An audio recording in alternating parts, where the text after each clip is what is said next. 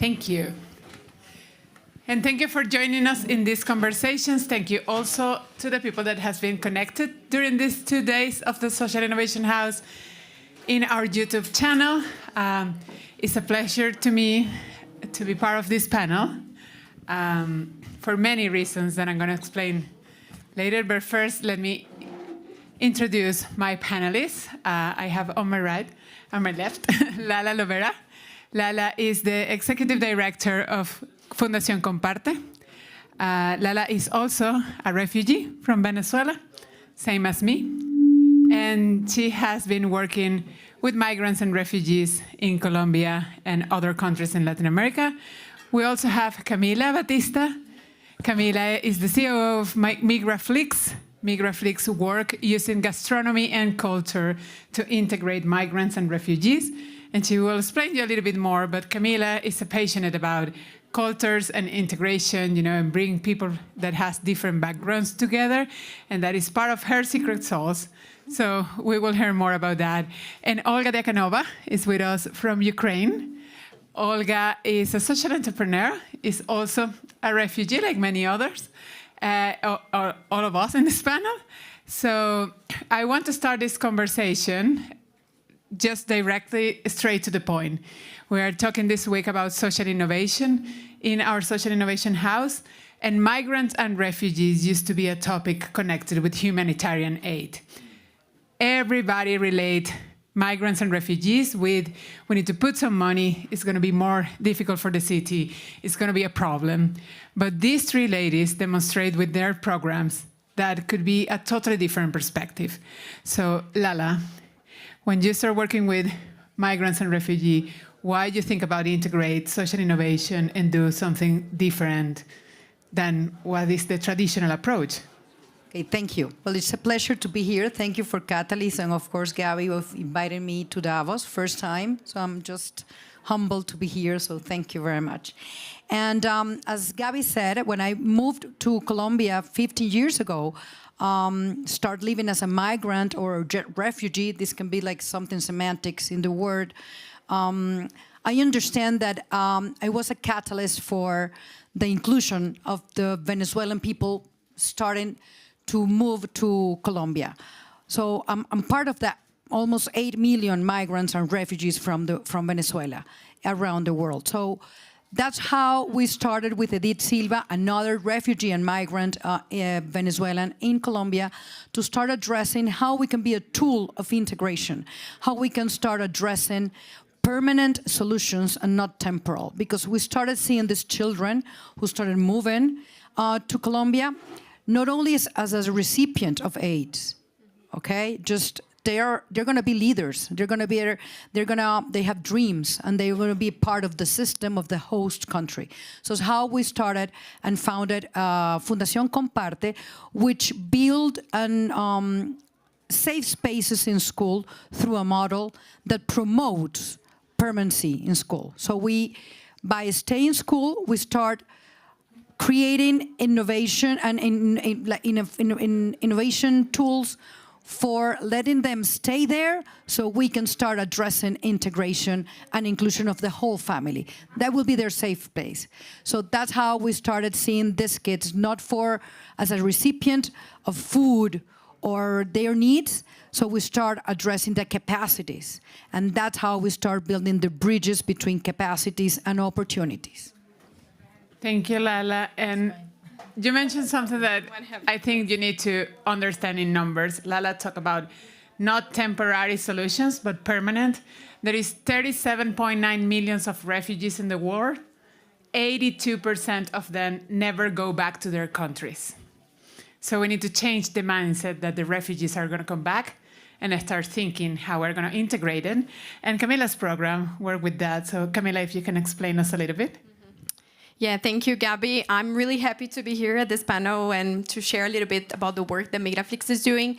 And one thing that really touched me when we were preparing for the panel, Gaby gave us a data about the size of the investment in humanitarian aid. And I think you said something that 97% of the money that goes to refugees and migrants in the world goes to humanitarian aid programs. So only 3% of the money are going to integration programs. And I think this really drives why this panel here is so important, because not only the solutions that we are developing throughout our organizations are important, but they are the ones that will create the capacity for the migrant to settle and thrive in the host community.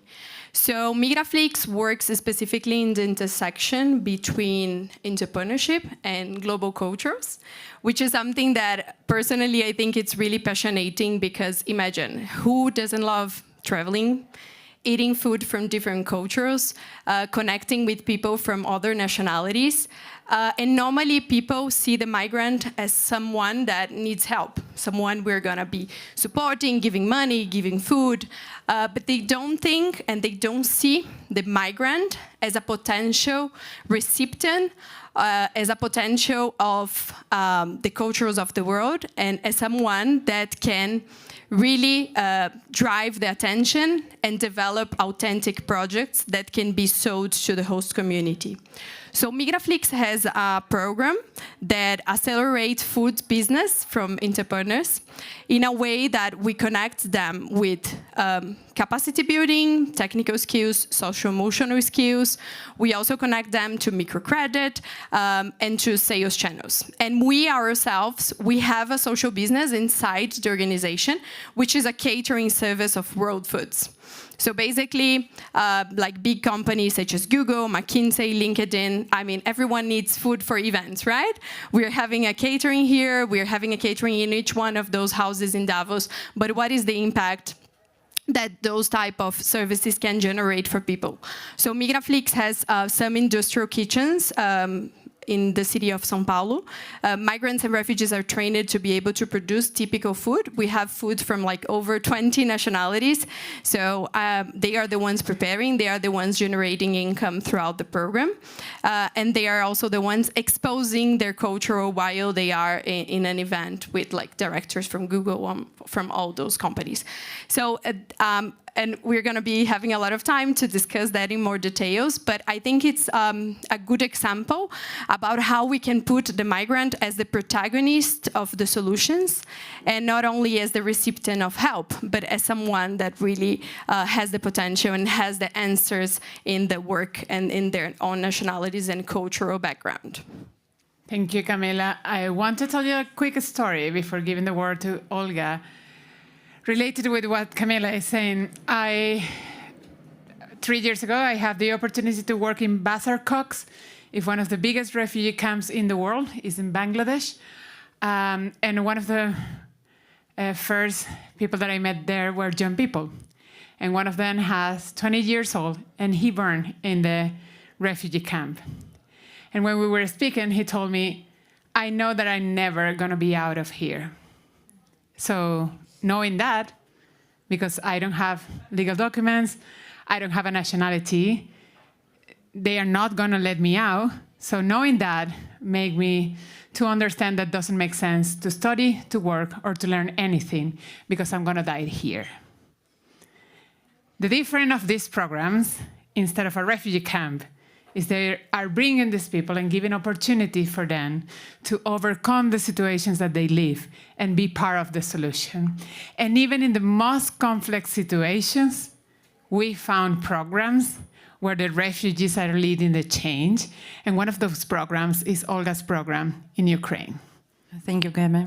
Yeah, I guess I will be more positive about all this. But first, let me express my heartfelt thanks to Catalyst and especially Mikita Babigun, European chapter coordinator, and my co-founder Nina Livchuk. She's chapter leader in Ukraine for this opportunity. And it's truly an honor to be here and with all of you and sharing our experience. I'm Olga Diakova, and I'm co-founder of Impact Force, a non-profit organization, women-led, in Ukraine, committed to empowering women, fostering resilience, and creating opportunities for communities to thrive. Over the years, my work has extended across different platforms, allowing me to collaborate with the different leaders, with incredible leaders from around the world. And this experience have enriched me that how all of us interconnected in doing, building better future. For over 2 decades, I have dedicated myself to driving social and economic transformation, often in face with incredible adversity, whether through empowering women, promoting mental well-being, or creating sustainable ecosystem. My focus has always been in building that inspire last impact. I'm also a wife and the mother of 2 sons, a role that constantly reminds me of the stake of work connected with the work we do. Balancing leadership, family, and all this stuff shaped how I approach my mission. And today I'm honored to share the remarkable stories of Ukrainian women that inspire to continue us our work at Impact Force, to provide with the support and opportunities for them. What inspire the incredible resilience and strength of Ukrainian women inspires to continue and to provide all our projects. For example, with men on front lines defending the country, it is these women who are now leading the charge. And they are not just caring for their families, they are also building the future of our nation. Just a little about the data. More than 6.5 million Ukrainians have fled the country, and 3.5 million are displaced within Ukraine itself. 56% of displaced population are women, many of whom have become the primary breadwinners for their families. And it's not just external refugees. Internal migration has caused similar problems. While we may not face with the same language barriers, displaced people within the country still face hardship, loss of homes, income, and a sense of belonging. What makes Ukrainian women role even more remarkable in the ways they continue to fight for their rights in the midst of war. The challenges are enormous. And for example,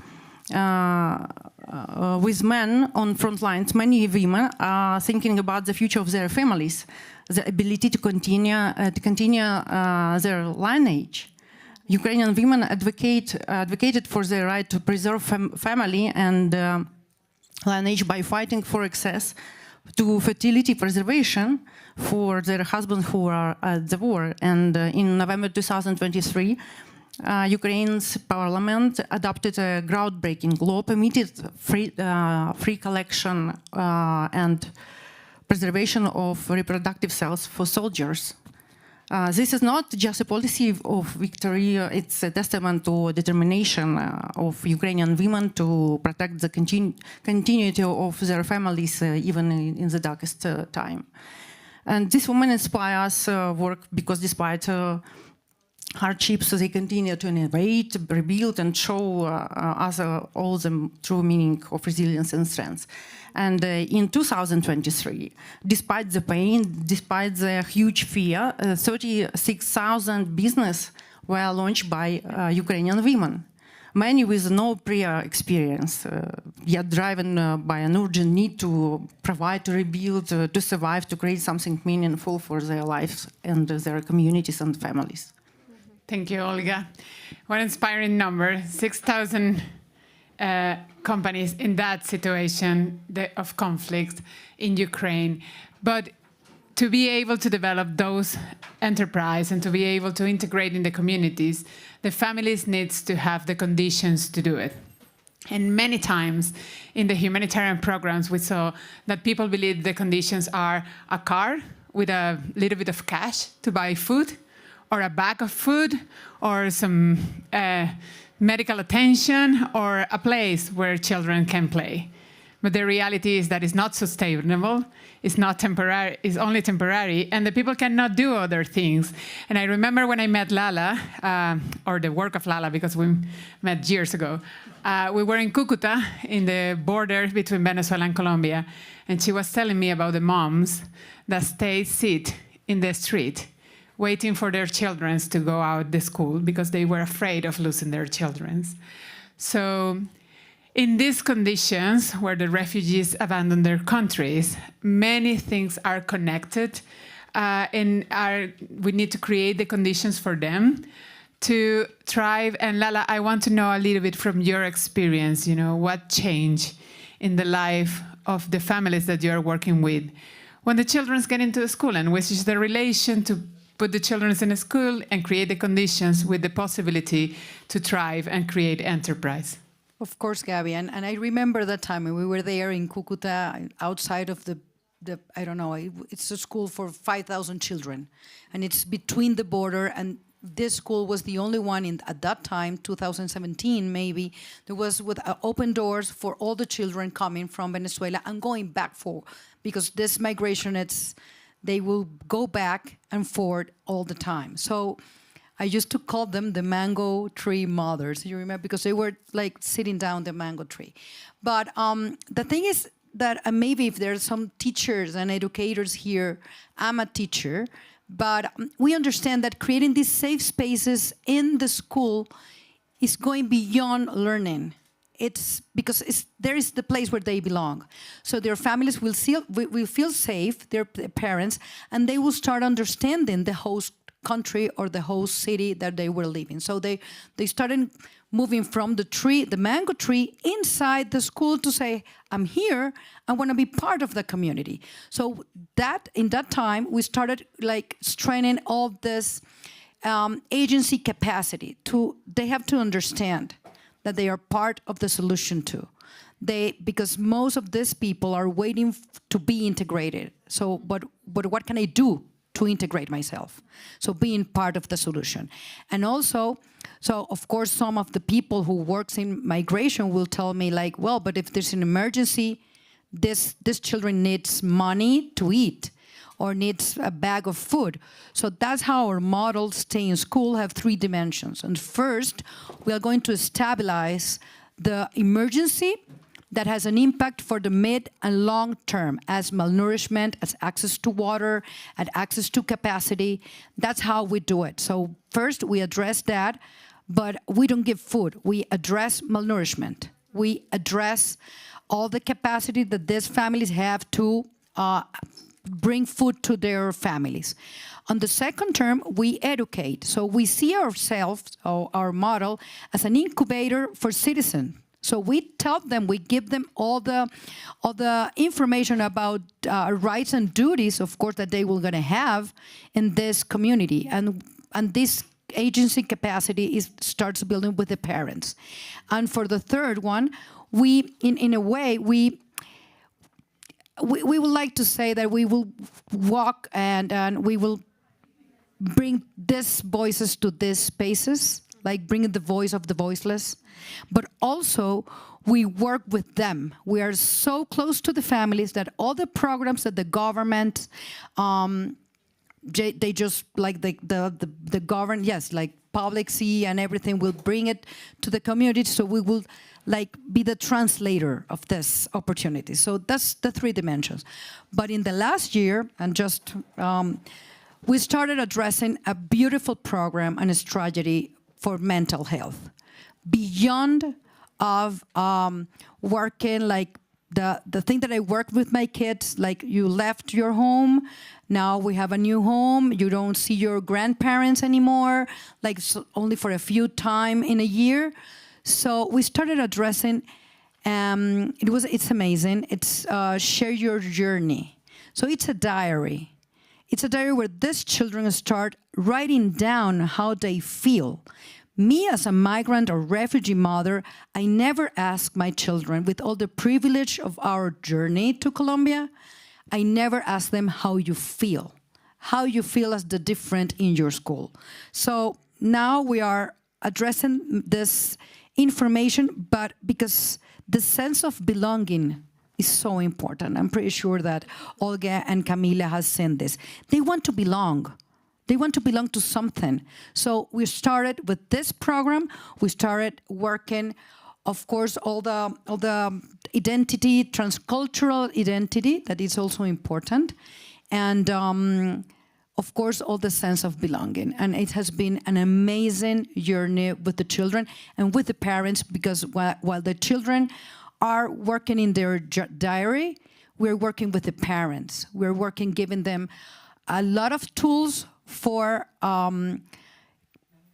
how to address all these issues with the emotions of the journey of these children. So mental health has come into our program last year, and it has been an amazing journey. Thank you, Lala. There's something that is connected with that is very important to keep in mind. Every single migrant or refugee, at some point of their journey, they're going to have something called migratory grief. We all have it. Because if you're not a refugee, and you try to close your eyes, and you imagine that tomorrow you're going to wake up, and you're not at home, you don't like the food, you don't know anyone, you are alone, and if you are a children, your toys, and half of your family is not there with you, imagine the sense that you carry with you during the whole life that never disappear. Some days better, some days worse, but most of the programs never address that kind of issues. And they pretend to cup the refugee, put it in a program to start working in 3 months when they don't even know how to move into the city, how to use the public transportation. So mental health is very important, and it's not only something that helps the migrants and the refugee, also helps the communities that are receiving them. So in that process of receiving the refugees, this sense of belonging also brings intercultural issues. And I'm going to tell you something. I live in Venezuela all my life. Half of my family is Colombian, half of my family is Venezuela. In Venezuela, we talk like the Italians, with the hands, and we yell, and we call the people like, hey, Julius, how are you? You know, and we doesn't care. In Bogota, Colombia, nobody raised the voice. You can do that in Barranquilla, but you cannot do it in Bogota. So at the beginning, when I moved there, people watched me like, what happened with her? You know? And they, shh. And I felt totally stranger. But that is part of a process that is little details that make your journey easy or more complicated. And I know, Camila, that you have many experience with this integration and sharing cultures and values. Can you tell us a little bit of that? Yeah, definitely. I always make fun that like Migraflix is kind of like an airport. So far we have been working in São Paulo with 46 nationalities. Just last year we had 36 countries. So our kitchen, our programs, our events, we have people from everywhere. So we have a lot of like interculturality. And I really love what you're telling about belonging, because I think this is one of the key things we try to work with the people in the inception of the program, which is for them to really use food and to really use their memories to kind of like create something powerful for their future. So I think all of you will agree with me, like food is something that really relates to our heart, to the memory of like our grandmothers, our mothers, to the people that cook for us when we are young.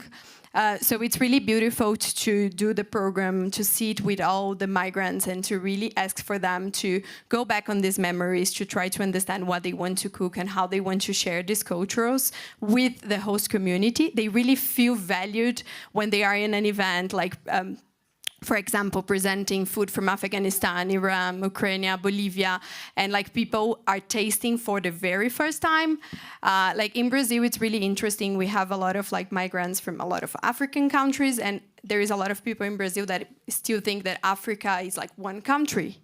So yeah, I mean, this is not a joke. So it's amazing for them to be like Jessica, a woman from Uganda, like sharing her gyozas, and at the same time that she was there offering her food, telling a little bit about her country, and then people start like relating to that, seeing the country in the map, and really starting to get interested and curious, but like honestly curious about it.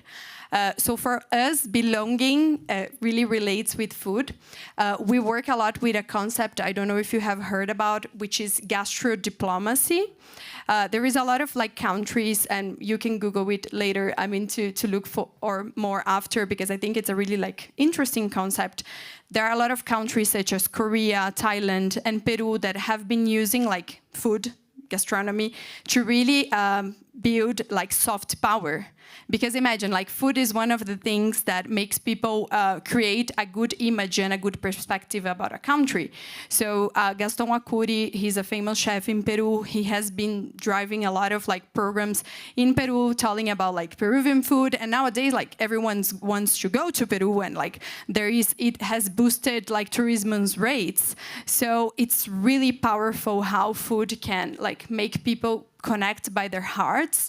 And then, I mean, these kind of like fights against xenophobia, and at the same time also like create this interest about traveling to the country and really seeing these local people and these local foods as something interesting to buy.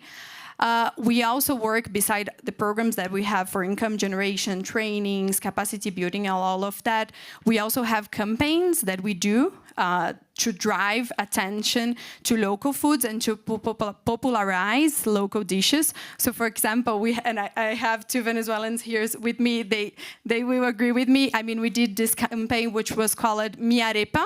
Arepa is a typical dish from Venezuela. The Colombians here might say that arepa is from Colombia. I don't know, it doesn't matter. But the thing is that, I mean, in Brazil, arepa is not a popular dish. So people, they just pass to a micro entrepreneur or to a stand in the street and they don't want to buy because, okay, what is that? And then when you started doing these campaigns and offering the food for the people and showing that it's amazingly tasty, then you drive demand to those local entrepreneurs. So sometimes it's just about how we can create these opportunities for people to be curious about a different dish and then start consuming it. So Italian food, it's already too popular. Japanese food is already too popular. So for us, is how can we drive demand for Venezuela, for Congo, for Cameroon, from Bolivia, and all of that. And this really passionates us. Thank you, Camila.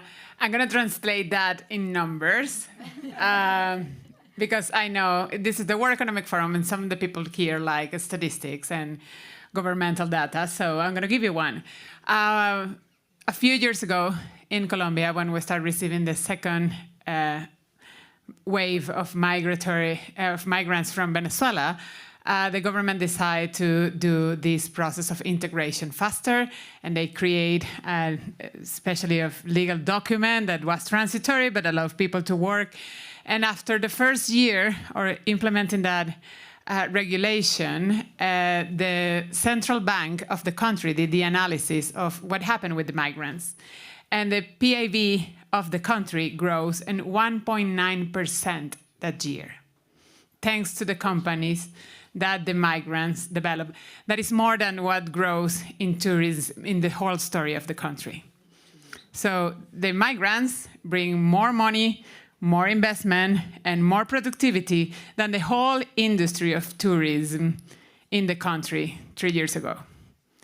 So that story that Camila is saying is reflected on the economy, is reflected on the security, is reflected on the way of living of people, but is connected also with the possibility to get access to create their own companies and to connect with business leaders and to have government that receive them and give them the opportunity to become entrepreneur. And that is exactly what Olga's program has been doing. So Olga, if you can tell us a little bit. Yeah, thank you. Team Force, our solutions for impact for integration centers around providing tools and ability to work. Our approach is holistic, focusing on 3 critical pillars: advocacy, capacity building, and community empowerment. By addressing the unique challenges that vulnerable groups face, we create a solid foundation for these people to flourish and make lasting impact in their families and communities. One of the key ways we support these people, especially women, is through digital entrepreneurship. Why digital? Because in a war zone, physical barriers are everywhere, and women may be displaced, isolated, or without access to traditional business infrastructure. But digital tools allow them to feel free to work, to feel free from the limitation. And through online business models, they can reach global markets, work from home, and minimize risks. Our business training programs equip them with the practical skills to launch successful ventures and adapt to ever-changing landscape. Our Dream and Achieve Online Business Academy is one of our flagship programs. It empowers women to learn, innovate, and create, giving them the ability to start and grow business that not only support their families but enrich their communities. Many of these women stepping into traditional male-dominated professions and showing that entrepreneurship is a powerful tool for resilience and growth. But we know that entrepreneurship and alone isn't enough. The emotional and psychological toll of war is immense, and that's why our Restart Mindset program focuses on mental resilience. In this program, we teach people breathing exercises, meditation, and cognitive techniques that help people regulate stress, restore emotional balance, and build resilience. And this approach enables people to regain their mental stress, allowing them to sustain their business, lead their families, and develop their communities. And together we can help them thrive and drive Ukraine towards. It's not about surviving, it's about thrive. Thank you, Olga. It's not about surviving, it's about thrive. That is super powerful. And I'm going to close with that because I can keep doing questions the whole afternoon to these ladies, but I want to open the floor for you if you want to do any questions to our panelists. Let me...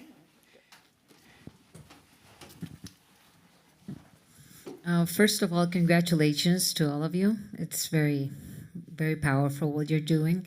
I had a question specifically for Lala, since I've been also working with migrant population in Bogota, and we try to attend the urgent and the long-term, the urgent through a food bank, and the long-term through legalizing their status, providing social and legal support. So the first was, I would really enjoy if we could work also on mental health, because that's something that we have not been attending, just because we're based on the urgent and their income and their way of living. So that would be the first. But the second was maybe, what are your thoughts on the possibility of allowing the Venezuelan population in Bogota to work for the city? And this is a way of integration that I've been thinking about just because of our work there. And as we are usually with the mindset of how we facilitate inclusion integration. However, what I've seen in other types of social projects is that when the community works in volunteer work, in plantations and paintings and restoring public spaces, the community alone integrates. So the first would be mental health, and the second would be, what were your thoughts of turning the tables? What would that do to dignity, to mental health, to inclusion? Thank you. Of course, it's an honor to have you here, and of course we address to the office of to the Secretary of Education, and we just signed, we're trying to sign the MOU to start working with this tragedy of mental health. We can talk about that later, of course. The thing is that, and I wanted just to tell you, of course, the most important thing for bringing this approach is trust from both sides. And building trust, of course, is something that can take you to a mid or long-term intervention. So, that's the way we see ourselves. So it maybe is if the Bogota office government will start addressing mental health, they will stay back because they don't trust in the government because of this thing. So if you go back to schools and you start building trust about the office, about the government, that they are there for you, so that's the way the family will go. So our strategy can work. Of course, as I told you, we're starting working with so we can put it into the system. It's not going to be something besides, no? And it's a program that's also worked for the Colombians. It's not only, every child has a journey, and not only because you're a migrant or a refugee, or you come from, but displacement in Colombia, like right now that we're sitting here, we're facing again a huge displacement in the country, in the border between Venezuela and Colombia. Again, the guerrillas started having this fight. So probably for this few weeks, Bogota is going to be started receiving more people. So that's the first thing. And the second one, of course, I totally agree with you to bring them as the part of the solution to integrate. And I go back to trust. The thing is that these companies that hire the migrants, or maybe the office of Bogota, they need to trust in the migrants. So we need to give the tools to the migrants so they will trust in themselves. We're working on this program that is called Local Migrant, Migrante Local. So I'm going to be a local, but I'm a migrant. But what do I need as a migrant or refugee to be a local? So I think that is important. Maybe Camila has also something to understand how you can build the trust of the migrant to show, for example, the food that they eat. So that's we try with the Red Cross to do this huge campaign about blood donation, but it wasn't received in the good place because they were supposed to be really sick and with chronic disease, Venezuelans coming from Venezuela to Colombia. But that will be also something really amazing. Imagine having your child saved because the donor was a migrant from Venezuela. So that's something that we can start, and that goes to the narrative, Carolina. I think that we need to address them, and that's some of the things that we can, of course, in another time, we need to change the narrative for that. Yeah, maybe I can jump in just because Migraflix received an investment from the Inter-American Development Bank to start operating in Colombia and Peru. So it's been a few years we have been doing local work there. And I mean, just to start the conversation, because otherwise, I mean, I don't want to be too long, but for example, these campaigns that I was telling you before about like shaping a positive narratives around like migrants and Venezuelans, in the case of Colombia, we did a program where we were bringing Colombians to Venezuelan restaurants and Venezuelans to Colombian restaurants. And then they need to co-create together a recipe of arepa. And then they would have to do some videos and post on social media. And then the civil society would vote on the best arepas. And then the winners would be like distributing for free arepas in the city of Bogota in different like authentic points of the city. In a way that we were really building trust between those Colombians and Venezuelans working together. Like 1 week after the program, 25% of the population got a job from the entrepreneurs that were working in these restaurants, like 1 week after. People that were trying, they were really excited, like on the videos, they were really like sharing this energy. And it's about like creating opportunities for people to to just be themselves and just to correlate and to see each other's without the whole pressure of the society. So I think this is like a small example, as I said, but it really shows how we can build this like co-responsibility. Another thing that I consider it's key, Migraflix has been working with the private sector for a long time. So we have programs with Happy, Uber Eats, Airbnb, Accenture, and I think like the private sector needs to be also part of the solution, right?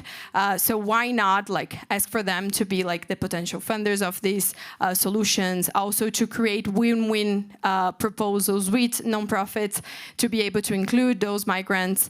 The catering is one example. Like they need to bring these recipes inside, like coffee breaks, cocktails, and I mean they can also be the ones kind of like being ambassadors for this whole narrative. So this would be like 2 examples. Thank you, Camila. There's many examples of private sector working with migrants and refugees. So there's more questions. Who was first? Well, let's do it that way, okay? Hi. I have 2 questions that I want to pose. So first and foremost, thank you for being here.